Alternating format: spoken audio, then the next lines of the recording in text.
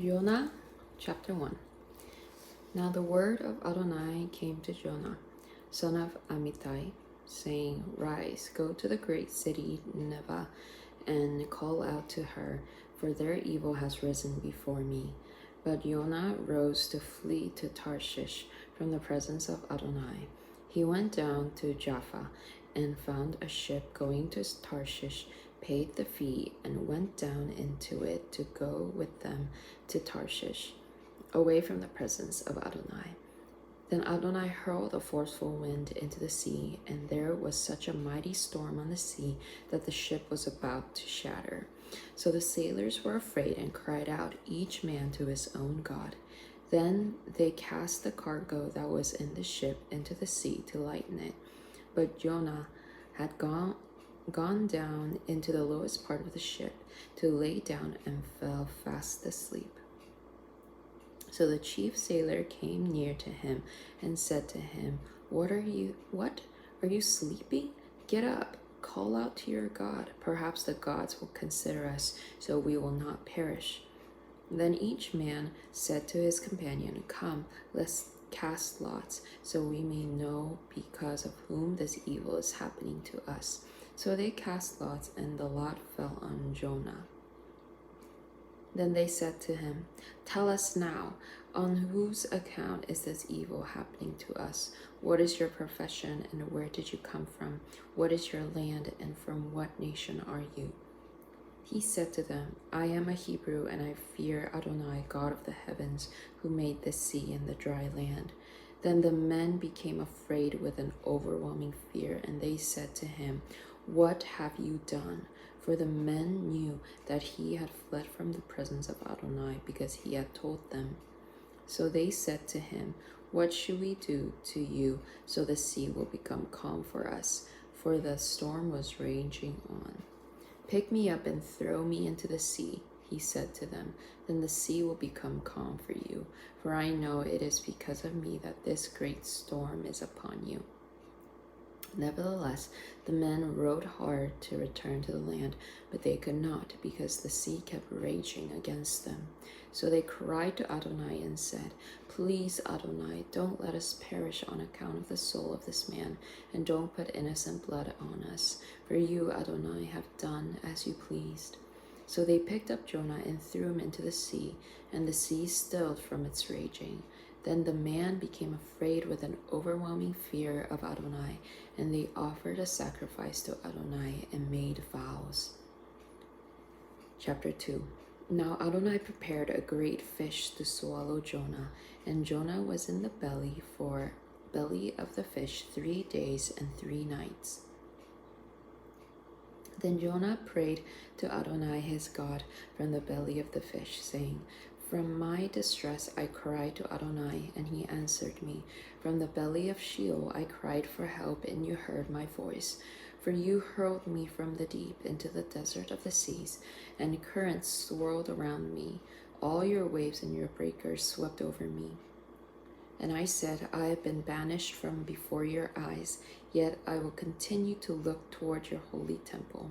Water surrounded me up to my soul. The deep sea engulfed me. Reeds clung to my head.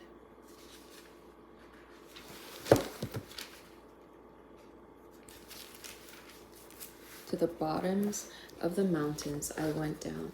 The earth with her bars was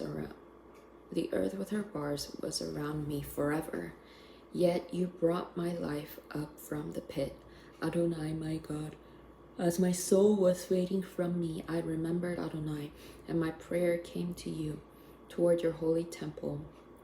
Those who watch worthless empty things forsake their mercy, but I, with a voice of thanks, will sacrifice to you what I vowed I will pay. Salvation is from Adonai.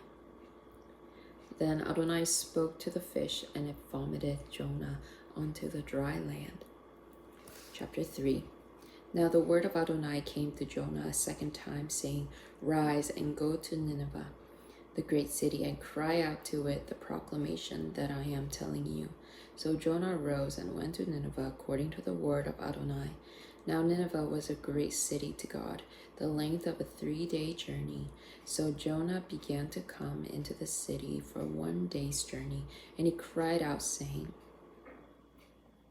"Another 40 days, and Nineveh will be overthrown." Then the people of Nineveh believed God and called for a fast and wore sackcloth, from the greatest of them to the least of them. When the word reached the king of Nineveh, he rose from his throne, took off his robe, covered himself in sackcloth, and sat in the ashes. He made a proclamation, saying, "In Nineveh, by the decree of the king and his nobles, no man or beast, herd or flock may taste anything. They must not gaze nor drink water, but cover man and beast with sackcloth. Let them cry out to God with urgency. Let each one turn from his evil way and from the violence in his hands. Who knows, God may turn and relent, turn back from his burning anger, so that we may not perish." When God saw their deeds, that they turned from their wicked ways, God relented from the calamity that he said he would do to them, and did not do it.